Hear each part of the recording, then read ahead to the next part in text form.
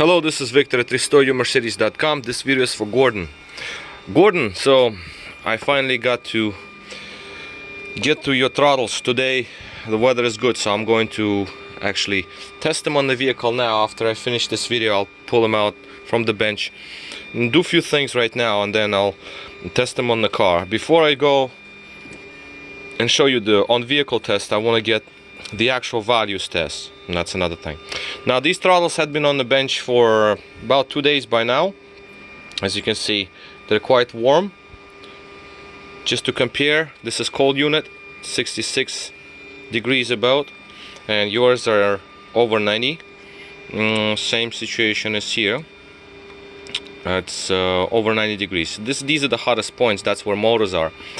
Control module in itself is cooler, of course, because it does not, it doesn't heat up that much. But once it's in the computer box itself, then it will warm up quite a lot. This is your unit here. Okay. Over here we have some heat sinks rather. So as you can see, we have about 74, so we're okay. It's not overheating or anything abnormal to be seen here. And obviously this is your module with both throttle bodies connected to your very module. Okay, so I'll just try to make this quick because I still have to go and do. As you can see, units both are in sync, so that's a good thing.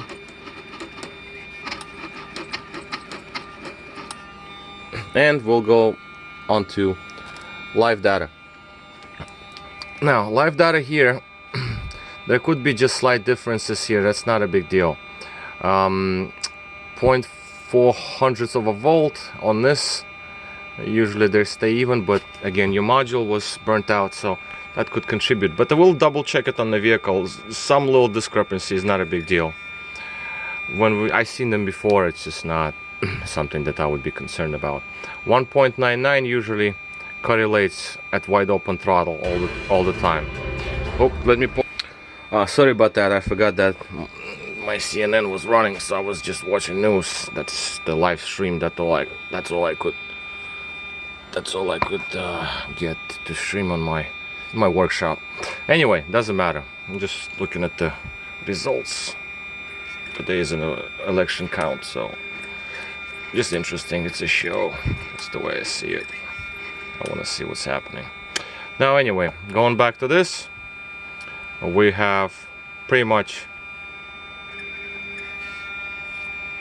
decent readouts, so we're okay.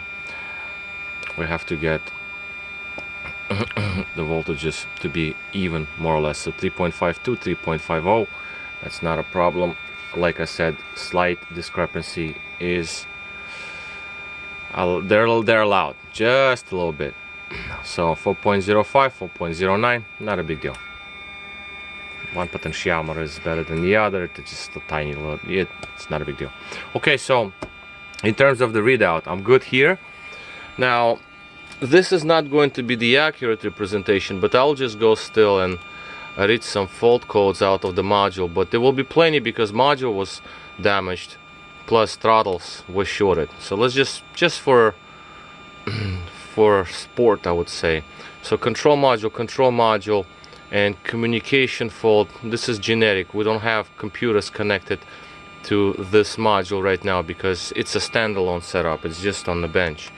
And idle speed recognition, of course. Well, the module was not even activating, so obviously there were no voltages coming out. What I'll do next is I'm gonna try to clear it. I'm gonna have to do a few manipulations before it clears out. So just let me pause this, and then I have to get some voltages switched over. Okay, so I just switched over some powers. Let's see if module clears, because it's obviously to be cleared on the vehicle. Usually that's what I like to clear it. So we still have some codes remain, but again, you know what, I'll try to do one more time, but this time I'm going to wait a little longer.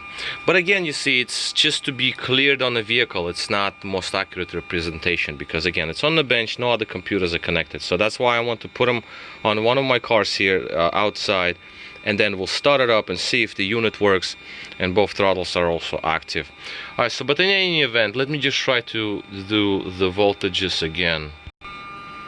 Okay, so I finally got module cleared out from codes. As you can see, I'll just want to show you something. So this is your module here, 2232, 2232, and just so you know that it's your module that I cleared off codes from. No faults stored. So now I can shut everything down, take the units on the bench, out on the car, and then we'll test it. Okay, so this was part 1. Part 2 is coming up. Alright, so this is Victor, HistoriaMercedes.com. Thank you for watching.